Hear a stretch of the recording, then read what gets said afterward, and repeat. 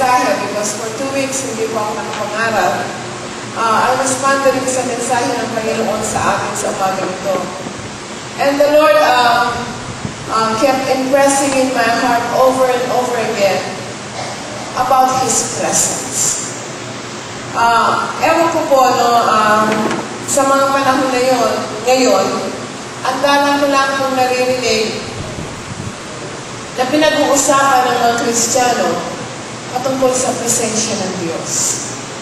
Mostly, ang pinag-uusapan ng mga Kristiyano ay ang blessing na pinagkakalog sa kanila ng Panginoon, ang kagalingan. Doon sila excited na excited. At iba pang mga bagay. Pero, most of the time, kasi po, I'm a very observant person. Pag pumasok po ako sa isang kwarto, ano ba nang nangyayari doon, I observe people. Kaya alam ko po yung flow ng conversation sa isang room. Whether it's business, whether it's about a desire, whether it's about a blessing, whether it's about a problem, whether it's about a disease. I sense that.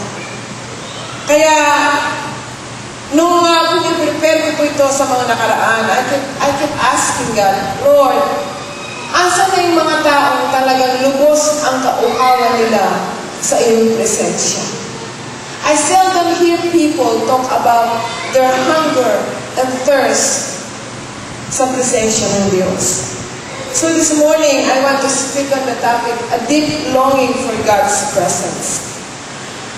Tayo po ay mag-dwell sa Psalm 84. And this psalm was written by the sons of Korah and centers around describing a love for being in the presence of God. That's why this morning, alam niyo po, I salute you all. I salute you all. You know why? Because you are here in the house of God. You choose to be here in the house of God. Rather than be in front of the television watching backyard. Amen? Can we stand and give God the glory? Hallelujah! Hallelujah! Thank you, Lord! Thank you, Lord! We are in the house of God today. We are in the church. We are in your presence, Lord God.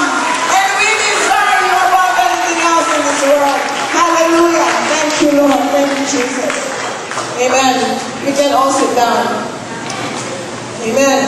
Because they love to be in the presence of God. This psalm is describing unto us the love to be in the presence of God. The love to stay in the temple of God, in His sanctuary. In verses 1 to 4, it speaks about my delight is in the Lord. Hello? Maybe yung next na. In Psalm 84, verses 1 to 4, it speaks about my delight in the Lord. Ano po sinasabi doon? How amiable. Mukhang, pinalitan nyo, yung pinipare mo kayang PowerPoint. Not that one.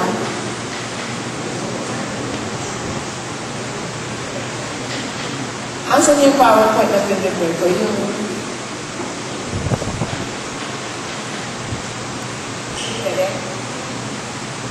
Bakit?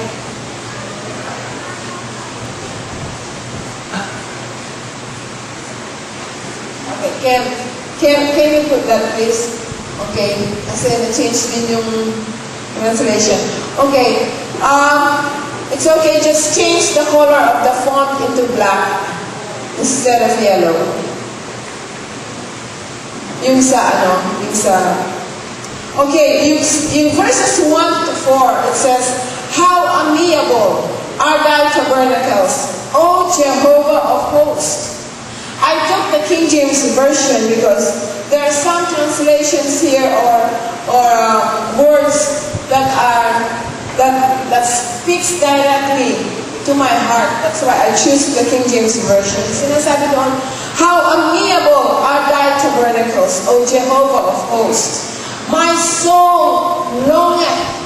Alam niyo po yung word na longeth, malalim ito eh. My soul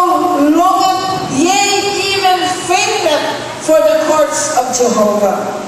My heart and my flesh cry out unto the living God. Yea, the sparrow hath found her a house, and the swallow a nest for herself, where she may lay her young.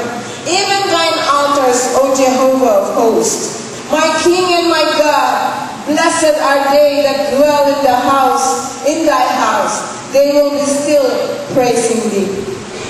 Alam mo ba natin ang mga awit, nagpasimula siya sa isang malawak at malalim na pagnasa.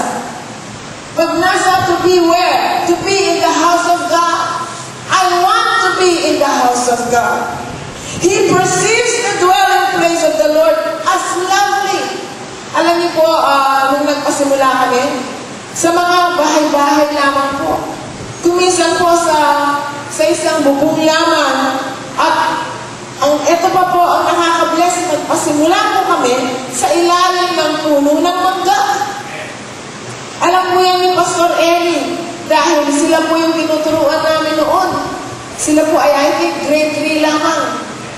Nagpasimula po kami sa isang class, and then umabot po kami hanggang more than 100 students na po ang aming tinuturuan.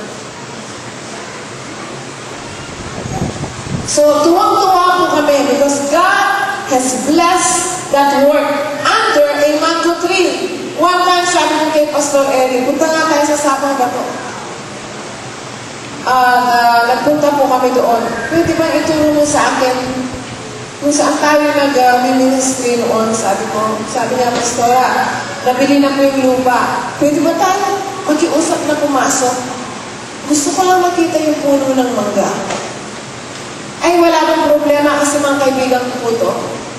So, kasama po namin si Sister Miriam. Hindi ko alam kung sino kasama namin noon. Nag-hike po kami. Talagang hingal na Sister Miriam. Hanggang naabot po namin yung punong manggang yun. At ako po'y lumapit doon and I started talking to the Lord. Sabi ko, Lord, this is your temple. Dahil nanahan dito ang iyong presensya. Nandito ako ngayon. Sa puso ko lang po, hindi alam ng dalawa ko nung pinapanalanan ko. Sabi ko gano'n. Because I want to declare to the whole world that you are a faithful God. Sa isang butil na maliit na binhi na pinagsimulan mo sa dako nito, ang laki ng binunga, Panginoon, sabi mo. Not only that, mga batang ipinanganak dito, sabi ko sa kanya, they are spread out to different countries. Up to now, they are serving you. And with that, Lord, sabi ko, I want to honor you. I want to bless you. I want to glorify you. I see that mango tree, a beautiful place, because it has been the dwelling place of the Lord. Doon na naman ang presensya ng Panginoon way back. Nung ang mga batang ito ay nandoon nagtitipon sumasamba sa Panginoon. At hindi lang yun. Isang puno ng mangga para sa akin, napakagandang sanctuary ng dahon yun. Pinuspos ng Panginoong Diyos ang mga batang ito. They received the baptism of the Holy Spirit. And 12 of them were slain in the Spirit. They were what? They fainted in the presence of God. Hindi ba yan ang sinasabi ng aking binasa? Hindi ba yan ang sinasabi niya? My soul longeth, yea, even fainted. Alam niyo po yung word na fainted. Ito mabubungsol ka. Minalako kasi kan. Manginala, ma-overpower ka kay presensya na ng Ginoo. And this happened to those 12 children. We are about more than 100. All of them spoke in tongues. Wala nang exempted. Sila lahat na baptized ng Holy Spirit. Pero yung 12, they got slain in the Spirit. They fainted. Alam niyo po, ilang minuto sila? I think mga 30 minutes. Nakahandusay sila gano'n. Ako po'y umiiyak. Nakakatuwa, inaalala ko kapag hindi na nagising mga bata nito, lagot ako sa mga magulang nila, sabi ko gano'n. But I trust you, Lord, sabi ko, you are doing a beautiful work in their lives. Alam niyo po, pagbalik nila, nagising na sila. Naka-t-shirt ko yan, tsaka naka-polo shirt eh. Hawak-hawak nila gano'n, teacher! At that moment, alam ko, hey, nawala. Sabi niya gano'n. Ngayon pala, habang sila po nakahandusay, sila dinala ng Panginoon sa langit. Sila lahat, yung dalawang yun. Nagkita-kita po sila doon. Pinakita ng Panginoon, pinasyal sila sa langit. Pinakita ng Panginoon yung tree of life. Sila po yung umakyat doon. At iba-iba daw klaseng bunga ang nandoon. Alam niyo po, sabi nila, napakasarap po. At wala kang katulad ng mga bunga, ng mga prutas na nakita namin. Sabi nila gano'n. Sabi ko kay Lord, pwede ko po ba pagdala mga teacher namin? Kaya nagdala daw sila sa mga pinasok nila sa t-shirt nila. Kaya nung pag-gising nila, hinatak nila gano'n, kinukuha mo yung prutas, wala. When you are in the presence of God, and if God is pleased, alam niyo po, you will be overwhelmed with the manifestations that God will do in our midst. Ito pong ginawa nila, na ay ng Panginoon sa mga batang ito. And one of them is Pastor Eli. Tuwa po ako, nandito si Pastor Eli. Ang tagal na po namin hindi nagkita. Nung nagpakilala po siya sa amin, kahit anong gawin po, hindi ko na siya makilala. Siyempre po noong bata pa lang siya, baby eh. Tsaka, ang haba po ng buhok na. Pastor, I love you. At hindi lang po yun. Nung nasa Canada kami, we're conducting revival campaigns. Tumawag itong limang, Pastora. Nakita po namin mga posters niya sa mall. Nung nakita po namin, sigurado si Pastor Edgar, at saka Sister Marilyn, yung mga mukha nila, sabi gano'n. Nag-advertise po kasi kami sa buong Toronto noon. At nagpunta po sila sa revival campaign. 5 sila. Nung nagpakilala sila, kahit anong gawin ko po, hindi ko na rin sila maitsurahan. But what blesses me, ang 5 ito, they are in Canada serving the Lord God. Ang iilan sa kanila ay mga pastor. Let's give the Lord a hand of praise.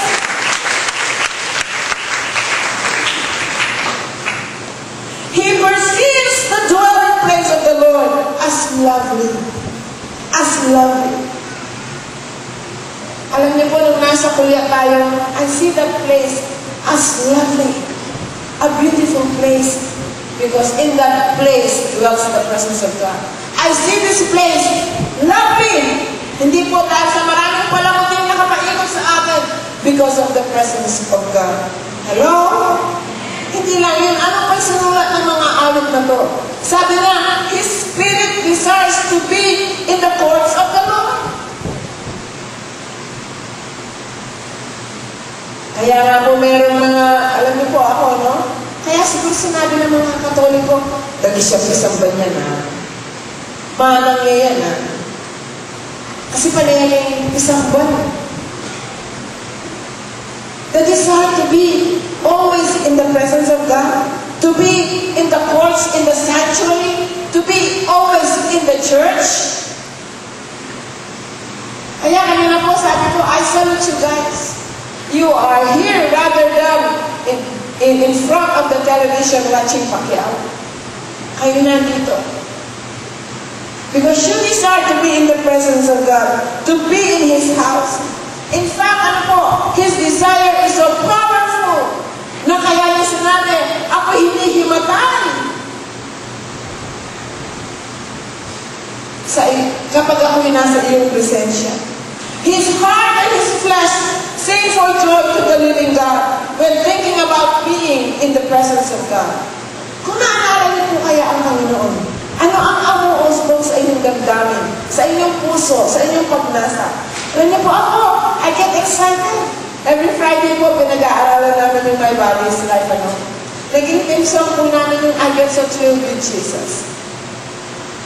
Ang awit po yun, I don't know, ang tagal na po ng awit na yun. But every time I sing that song, I get so thrilled with Jesus. Every moment of the day, I get so thrilled with Jesus. He's the truth, the life, the way. I get so thrilled with Jesus. Why? He satisfies my longing soul. I get so thrilled with Jesus. He's the one who makes me whole. When I sing that song and when the group sings it, nakikita ko po sa kanilang mukha, they are so excited with the Lord. Every Friday po, we are being blessed by God. We are being visited by the Lord. Alam niyo po, natutuwa ako. Sabi ko, Lord God, I thank you for Friday nights. Thank God it's Friday. Amen? Because it is a time of what? Romancing God. Alam niyo po, bumisita siya yung first time. Second time ba yun? Second time. Alam niyo po, umabot kami ng 2 hours in the presence of the Lord. After the teaching, After the teaching, 2 hours in the presence of God. I gave up.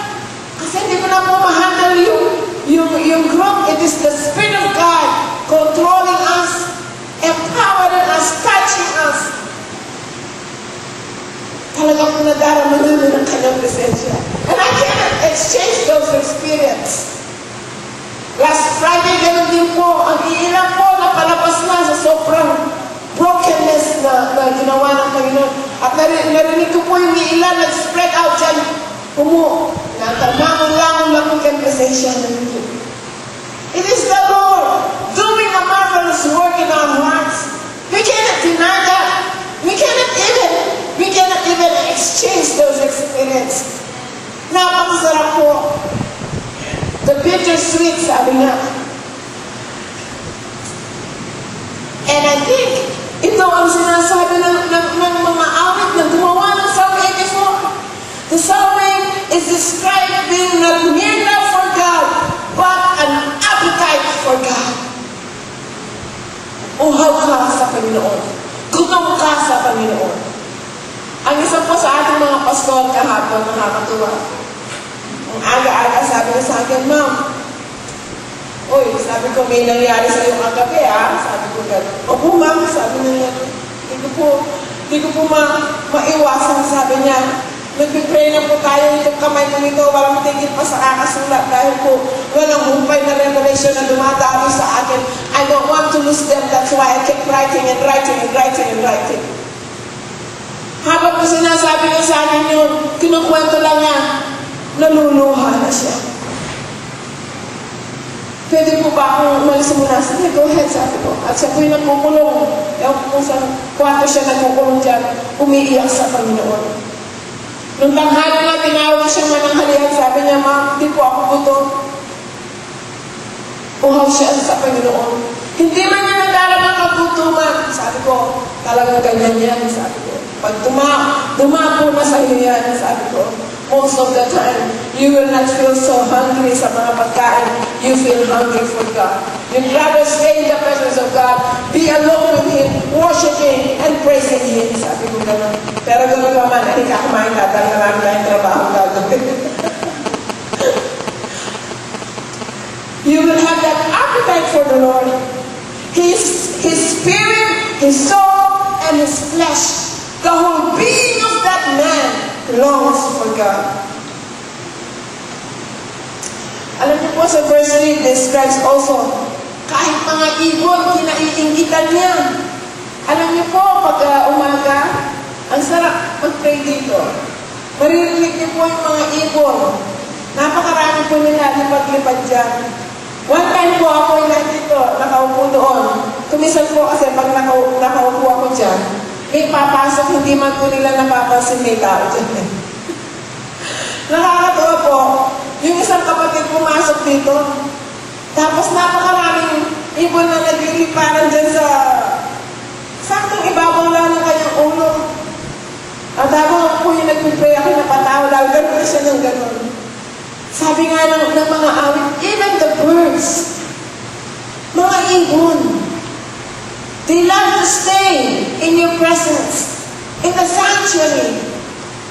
Hindi niyo po napapansin, bakit mga churches puno ng ibon? Di ba? Di ba?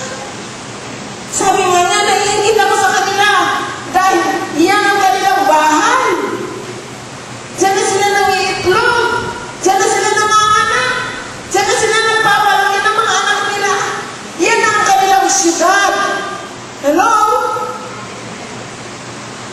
Hindi ka ba mainit sa kanila? Their city is the presence of the Lord.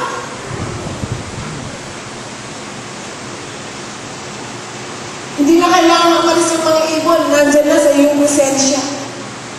Ang mga awit nito, the psalmist longs to spend this amount of time in God's presence. Blessed are those who dwell in your house, even singing your praise. Those who can always be in God's presence have a great blessing and a great advantage. Pero alam niyo po, ang nakakalungkot,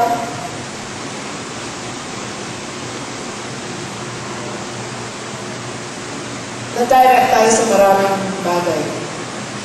Ang direksyon ng isang Kristiyano ay para pong iba-iba ang direksyon. Kaya kung minsan, iba-iba na rin ang focus at kung minsan, iba-iba na rin ang Diyos.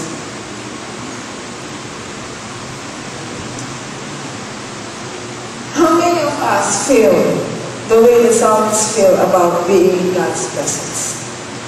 How many of us look at being in God's presence as an opportunity rather than a duty? Madalas, it is a duty rather than an opportunity. How many of us joyfully long to worship the Lord? Too often we are the opposite. Hanggang kailan na naman kaya nangyayari sa pastor? Tagal. Aabot na naman tayo, sigurado magugutom ako. But you know what? If you are hungry for the Lord, hindi mo madarama to. You want more? Why is it that there are so few people here at 9:30 a.m. showing their desire to study and learn from the Word of God? Why is it that so many only want to give God one bigger hour? Darating sila 11 para saktong 12:30 o kaya 12. At least naka 1 hour ako.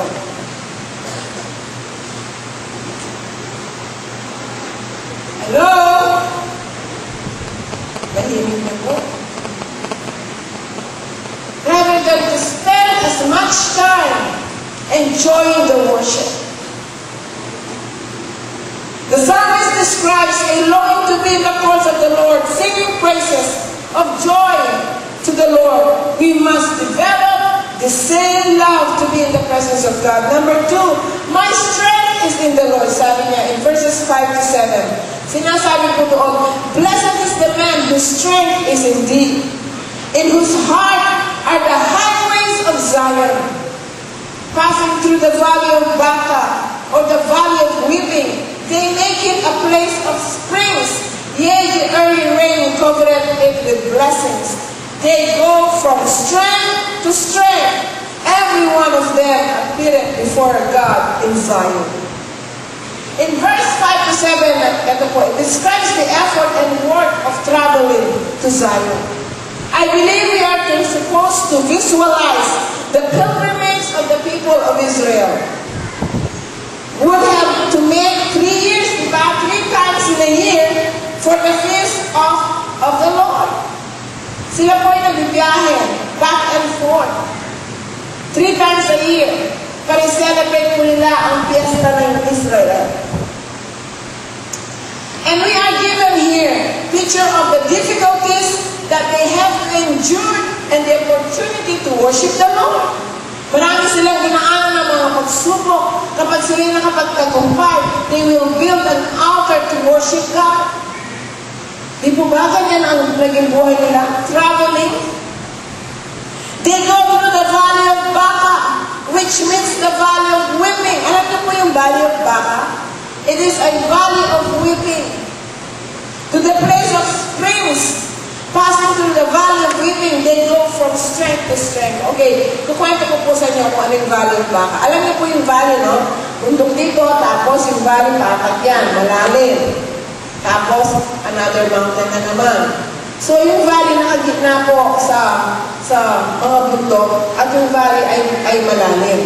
Yung Valley of Baca po, ang dami pong mga wells doon na hinukay ng mga taong dumadaan doon. Every time po ang mga Israelites ay dadaan po sa Valley of Baca, they make a well. Sila po ay huhukay ng balon doon. Ang purpose po noon, para pagdating po ng tag-ulan, ang mga balon na kanilang hinukay ay mapupuno ng tubig. Para kung sino man ang susunod na dadaan doon, ay magkakaroon ng tubig na iinumin. Kasi po, noong unang panahon na wala pang maraming balon sa lambak na yon, sa valley na yon, ang dami pong namamatay at hindi sila makakaabot because they lack water. Ganon din po sa buhay natin. Those wells and the valleys speaks of difficulties, trials, pagsubok na ating dinaanan. Kuminsan po, alam ko po, may kanya-kanya kayong mga kwento sa mga pinagdaanan niyo sa buhay. But I don't want you to dwell sa mga pinagdaanan niyo sa buhay. I want you to dwell on the purpose and plan of God kung bakit niya pinahintulot ang mga bagay na ito sa ating mga buhay. Maaari ang question ka, Panginoon, bakit noon ganito ang buhay ko? Bakit noon ganito? Bakit noon ang dami kong nagagawa? Bakit ngayon para akong stagnant? Bakit ngayon para hindi ako nagbubunga? May purpose ang Panginoon. And then makikita mo, hindi tatagal. Palalakasan ka ni Lord. Hindi tatagal, aabutin ka ng Panginoon. Hindi tatagal, tatayo ka na naman. Hindi tumatagal, bigla nagagamit ka na naman. Hindi tumatagal, nagiging productive ka na naman. But this time, makikita mo ang lawak ng scope na pinapaabot sa iyo ng Panginoon because of what God has done to you in the past, because of the purpose of God, and because of His plan for your life. Amen! You know why? Because next time when God will use you, itatayo ka niya muli. Yung naranasan mo sa lambak, yung mga karanasan yan ang magiging mga balon. Humukay siya ng malalim na balon sa lububin mo so that God will be able to fill you with His presence. So that next time, when people will come to you, will pass the same situation, the same trials, the same circumstances, and you will be available to them. Bilang isang balon, you are the well, you are a living well in which people will drink from your experience. Naunawaan niyo ba ako? And that's the time you will start opening your mouth, sharing to people. And when you are sharing to these people, they are able to drink of the life, of your experience, of what God has done in your life. God permits us to the Valley of Baca so that we will be what? We will be what? Fountains of life. So that people will drink from us the very life of Jesus. And the more ito po'y nangyayari sa atin, the more tayo nauuhaw, nagugutom sa buhay ng ating Panginoon.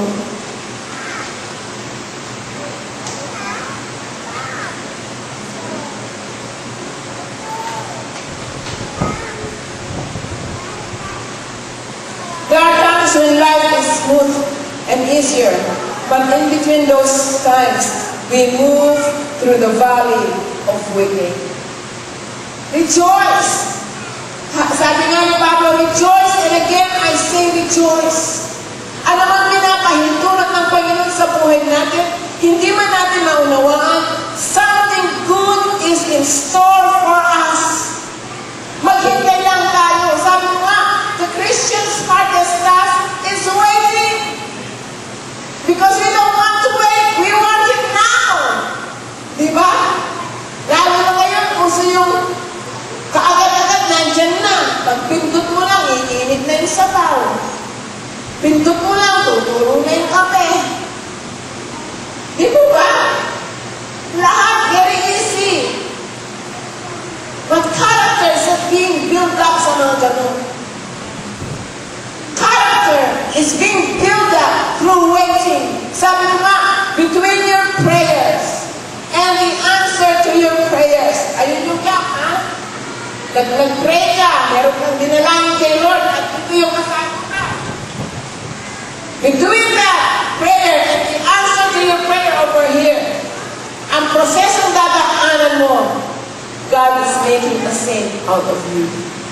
He's molding you, He's developing you. He's building up your character. There's no easy way to the kingdom of God.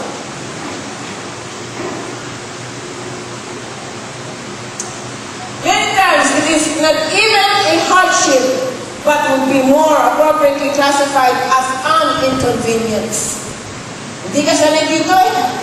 Inconvenient ka eh. It is an inconvenience to worship the Lord. Halimbawa, sa lunas iba, ang tagal naman ng awitan nila, ang tagal na din ng preaching, kailan kaya matatapos? Nandito lang ako para hindi ako tanungin kung bakit absent ako last Sunday. Ba't wala ako nung last Sunday? It shows that our soul do not long for the presence of God. When you are so hungry for the Lord, you are exploding. Hello? When you are hungry for the Lord, you are exploding. There is no way to cover up our desires. Di ba palagi ko sinasabi, one kingdom principle? Out of your heart comes your desire. Out of your desire comes your choice. And out of that choice comes your eternal destiny. Moment by moment, we are given a lot of choices. Because we have a lot of desires working within us. Ano kaya pipiliin natin? Ano man ang pagpiling ginawa natin, yun ang destination natin sa ating eternal. Kung ano ang walang hanggang pinlano natin sa buhay natin because of our choices.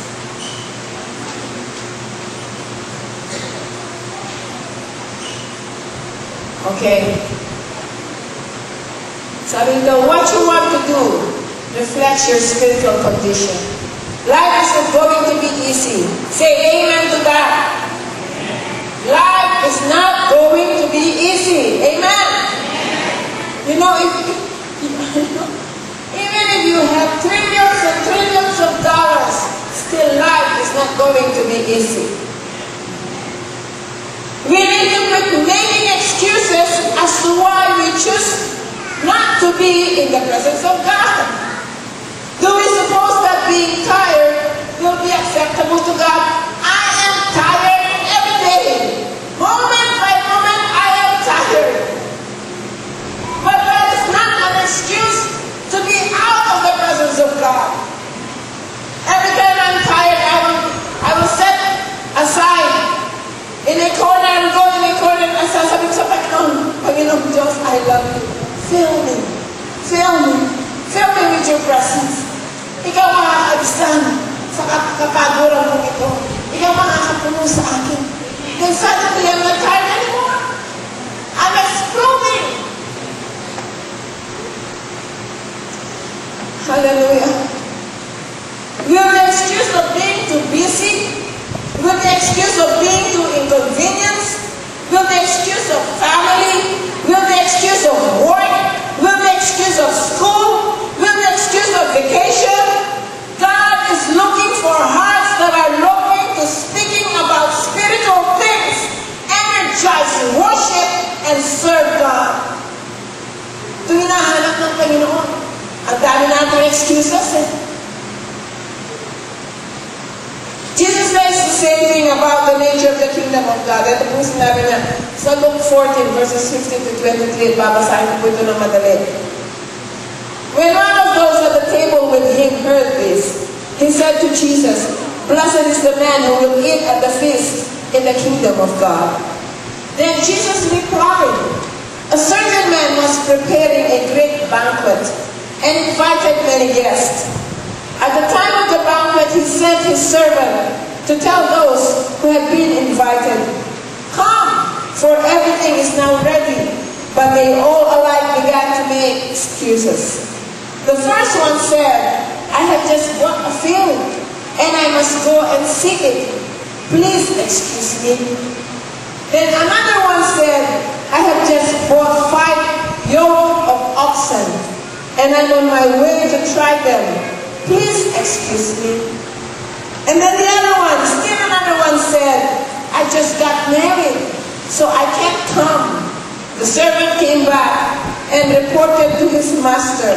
Then the owner of the house became so angry and ordered his servant, go out quickly into the streets and alleys of the town and bring in the poor, the crippled, the blind, the lame. Sir, the servant said, what you ordered has been done, but there is still room. Then the master told his servant, go out to the roads and country lanes and make them come in, so that my house will be full. I tell you that one of those men who were invited will get a taste of my banquet.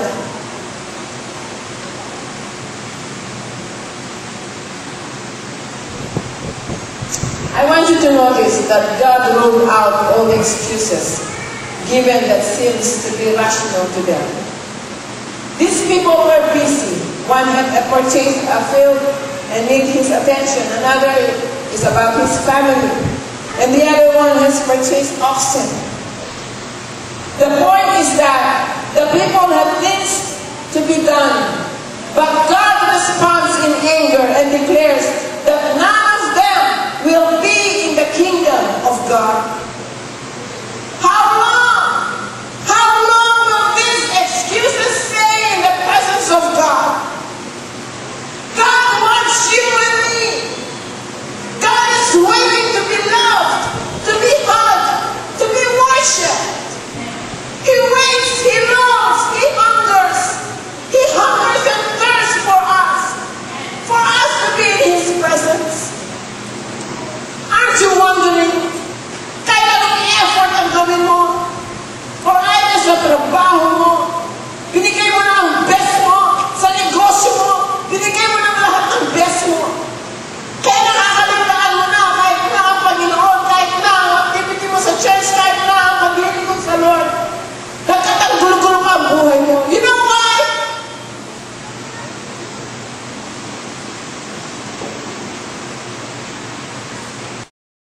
Forgot about God. I'm telling you, in the name of Jesus, put God in everything that you do. You want God to favor you? Put God in everything that you do. In everything. In every aspect of your life. You know what? You can work your finger to the bone. You can give everything you have. You can even burn your body. But God won't have it. Because what God wants is you. 100% you.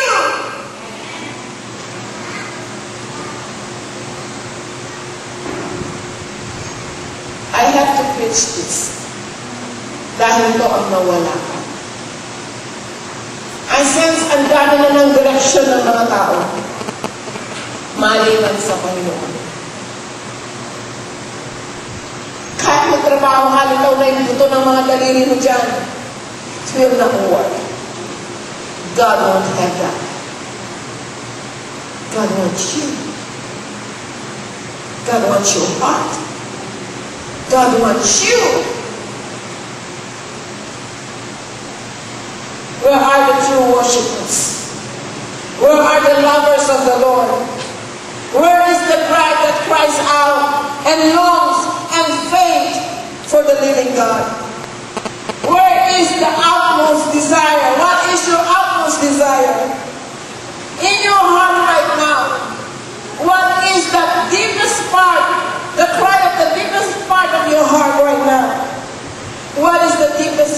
of your heart. Ano kaya? Yung ba mga piritong nang binibenta mo?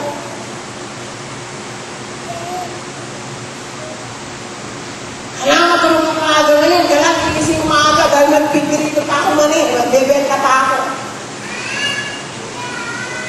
Nothing is wrong with that. I tell you, nothing is wrong with that. But what makes it wrong? Kung yan na lang, ang laman ng puso mo, kukote mo, at buong pagkatao mo. Mani!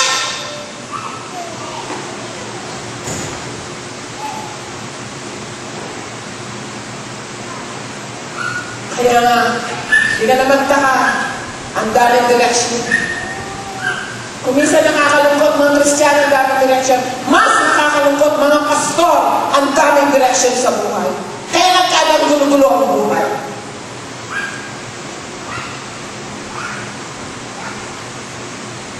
Go into the depths of your heart right now and see what's in there.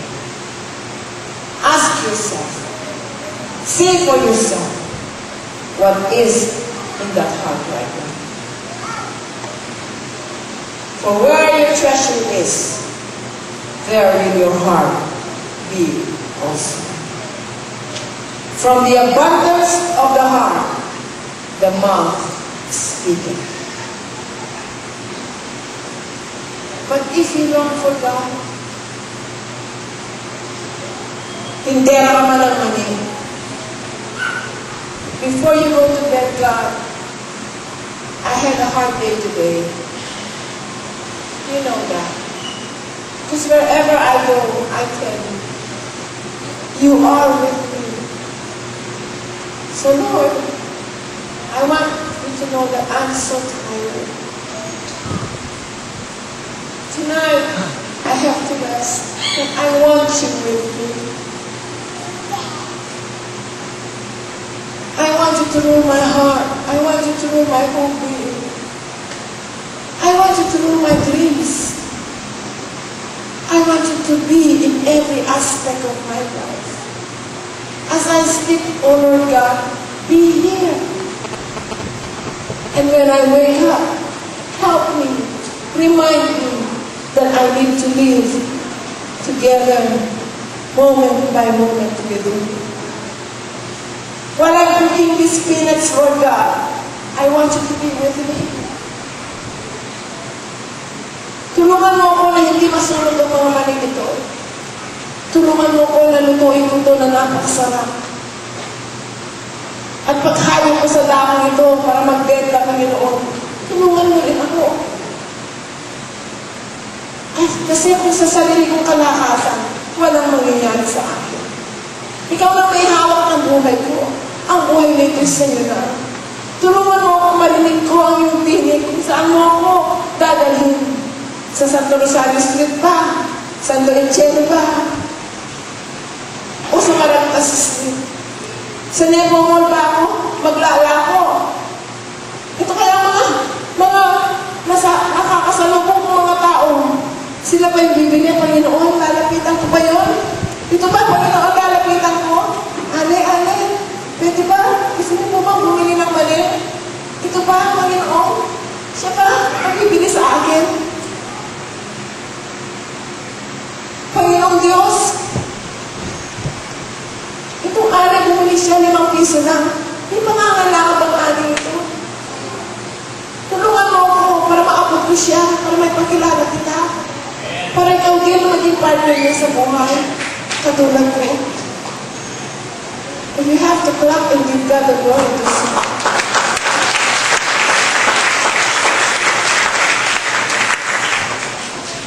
We have to live totally dependent on God. In total dependence on the Lord. If you long and faint for God, all that comes out of your mouth and everything that concerns you, or every aspect of your life evolves on Jesus. Everything. It doesn't matter what happens along the journey. Maaari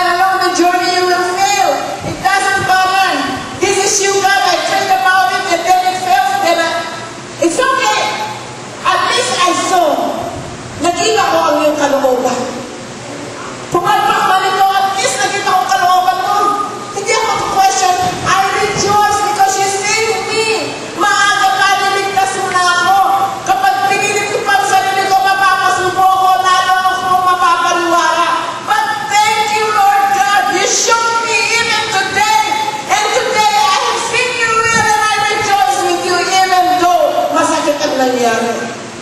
Hello?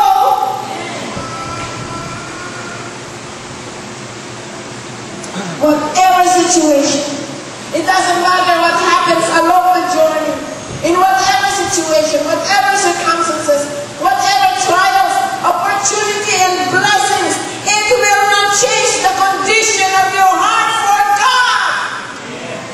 Still his heart faints, longs, cries, hungers, and thirsts for the living God. He is so alive within me. He is so real. I can feel him. I can talk to him. I can dance with him. I can sing together with him. I can cry and laugh together. He is so alive. And I cannot deny his reality. I'm exploding from within me because God is alive. He is so real. And I can't get it.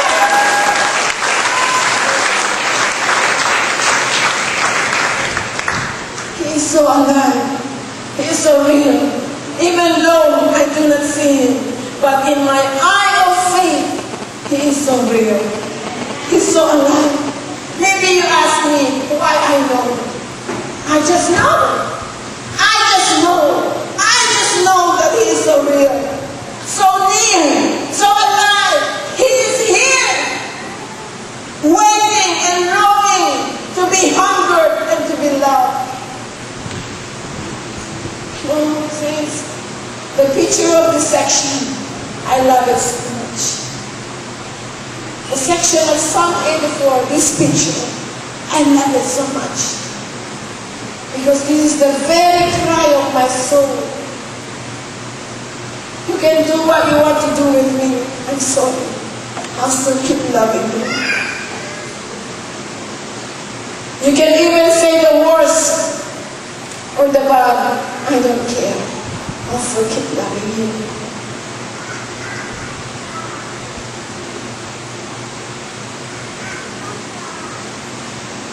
We will have disappointments along the journey of life and very much difficulties. But in the name of Jesus, I want you to mark this down. We must make sacrifices for the kingdom of God. Himayin yung buhay niyo. What have you done for Jesus? What have you done for the kingdom of God? Is this being done, okay? Brother Eric? I want you to buy that tape. I want you to listen to it every day. So that every day you will make decisions. Will I choose God or Mammon? Will I choose God or other desires? Will I have God in every desire that is in my heart? Are you still here? We must make sacrifices for the kingdom of God. And these sacrifices will give us pleasure. Hallelujah! Gaano man sila kahirap, gaano man katiring, gaano man ka-imposible ang sitwasyon, you are here because you want to serve the Lord. You are doing this because you want to please God. You are making sacrifices for the kingdom of God. You do this, you do that, because you love God. But these sacrifices will give us pleasure, because they will lead us into what? In knowing Him more and more and more and more. And then you ask me why I know, because I know.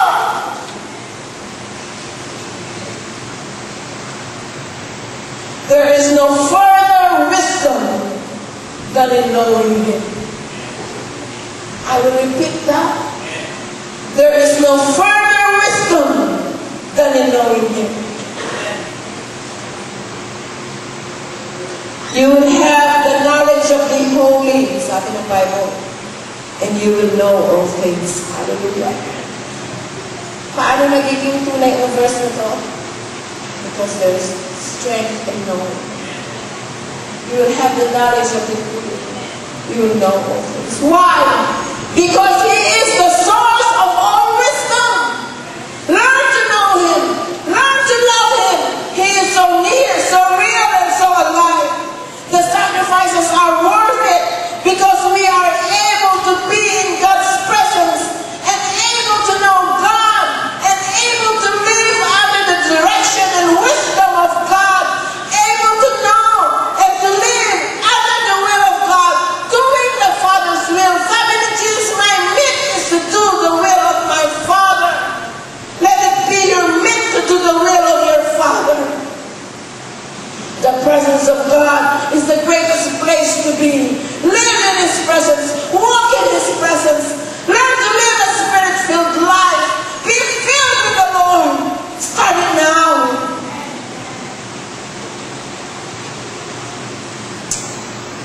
Can we all stand, please?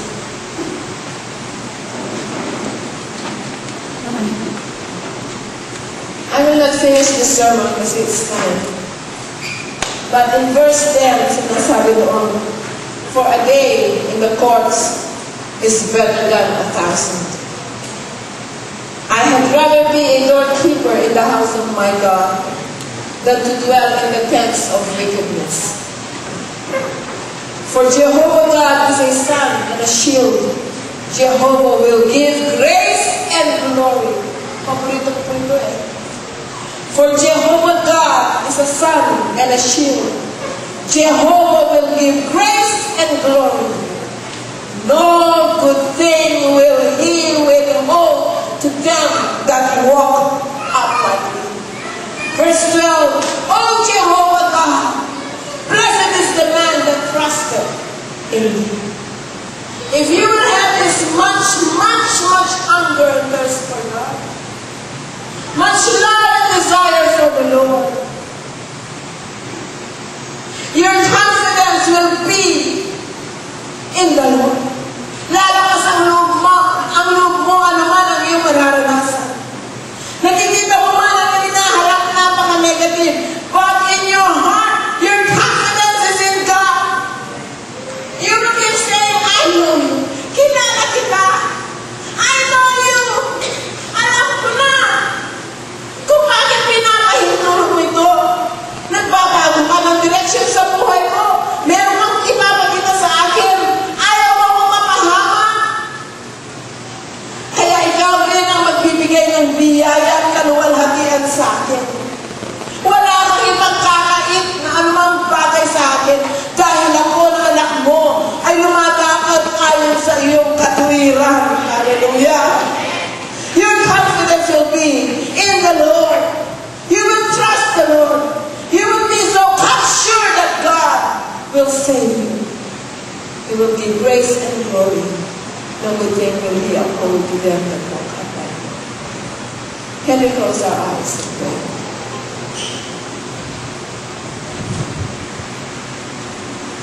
Thank you, Lord. Thank you, Jesus.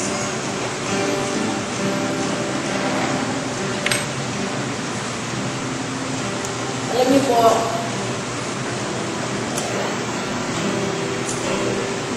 hindi na po panahon na magtago tayo. Hindi kaya, ipalabas natin na kunwari mga Christian ba?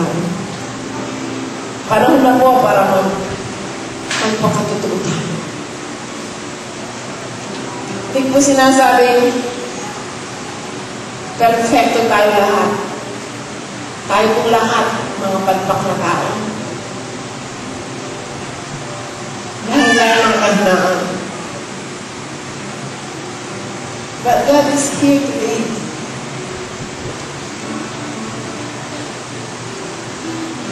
Nais niya na magbalik tayo sa pagkauhaw sa kanyang presensya, sa kanyang katunayan kung sino siya at ano siya. Na sa lahat ng bagay na ating ginagawa, kasama natin siya. Hindi natin siya isinantatabi. Alam ko, masarap ko sa iyo, Panginoon eh. Marunong ako eh. Sa nakikita ko, ito dapat eh. Hindi ganun. He's looking through and through. whose heart is after Him, na may righteous heart. A person that faints in His presence. Alam mo yung faints in His presence na, Panginoon, ito ako ngayon. Ayoko kumilos kahit humakbang man na wala ka. Na huminga man na wala ka, ayoko huminga. I want you to be in every aspect of my life. Sa umaga po ito, I know God is about to do something. Sinabi po sa inyo nung nakarang na linggo, idalangin niyo po ako sa baptist. Dahil nasasalita ako sa Alabang. Pinangaral ko po sa Alabang, sa harapan ng maraming pastor, bishop, at mga prominent businessmen, is about this. Ano po ang sinasabi ko sa inyo? Ano man taas ang katayuan nila sa lipunan, those people, they wept in the presence of God. Today, panahon po na tayo manumbalik sa Diyos. Siya lamang. Siya lamang. Wala nang iba. Sabi ko kanina, let's check our hearts. Tingnan natin dyan kung ano. Sino talaga? Ano talaga ang nandyan? Panahon po na tayo manumbalik sa Kanya.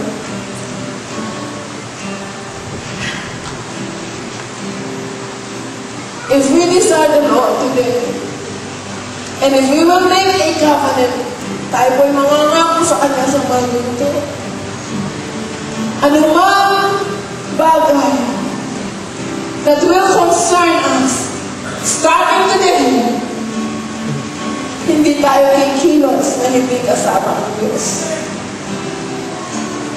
Gagawa rin tayo ng pangako that we will love Him above anything else in this world. And then po ito yung susi. Kung isa hindi naman kailangan gumawa ng effort, andyan na. Because God is being pleased. Doon aandar ang verse na delight yourself in the Lord and He will give you your heart's desire. Why? Because the Lord is delighting in you. Nanunugod ang Panginoon sa iyo. Na-attract ang Panginoon. He gets attracted. Hindi dahil maganda ka, gwapo ka, but because of a heart that hungers, longs, love, and faith for Him. And God is waiting. God is longing. And God is hungry for such a heart.